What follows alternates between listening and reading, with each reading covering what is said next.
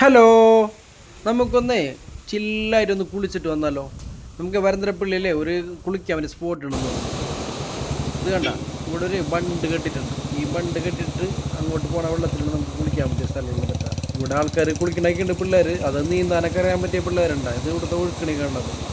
ബണ്ടിൻ്റെ ഒരു സൈഡിൽ കൂടെ വെള്ളം കനക്കലാകുമ്പോൾ കെട്ടി വിടുന്നു തോന്നുന്നുണ്ട. ഞാൻ അതിനെക്കുറിച്ച് ചോദിച്ചിട്ടില്ല. ഉണ്ട്, ഇവിടെ പിള്ളേരൊക്കെ കുളിക്കുന്നുണ്ട്. ഇതൊക്കെ നീന്താൻ ഒരേ പിള്ളേർക്ക് ഉണ്ട് കുളിക്കാൻ പറ്റിയ സ്ഥലമുണ്ട്.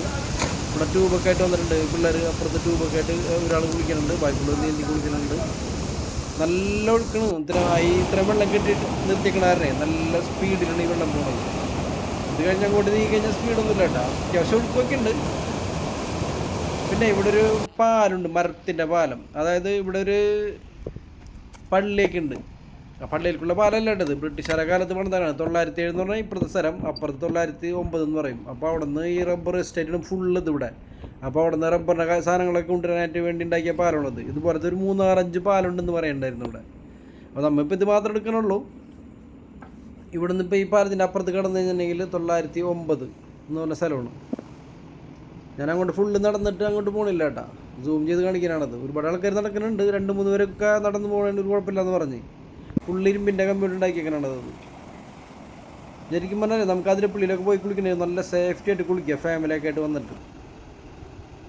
അവിടെ നിന്ന് വന്നായി കെട്ടി നിർത്തിയേക്കണ വെള്ളമാണ് കാണുന്നുണ്ടായി. കെട്ടി നിർത്തിയ വെള്ളത്തിൻ്റെ സ്പീഡിന് കാണുന്നത്. ഇത് പടുത്ത് പോകുന്ന ഭയങ്കര സ്പീഡുള്ളത്.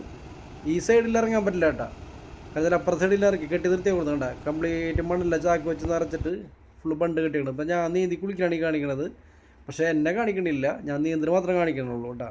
ഇവിടെ നിന്നിട്ട് നമുക്ക് ഭക്ഷണമൊക്കെ കഴിച്ച് ഇരുന്ന് നല്ല സുന്ദരമായിട്ട് കുളിച്ച് ലാവിഷായിട്ട് പോകാൻ പറ്റിയ സ്ഥലമാണ്. ഫാമിലിയായിട്ട് ഇവിടെ കുളിക്കുന്നുണ്ടായിരുന്നു, ഞാൻ അവരെ വീഡിയോ എടുത്തിട്ടില്ല.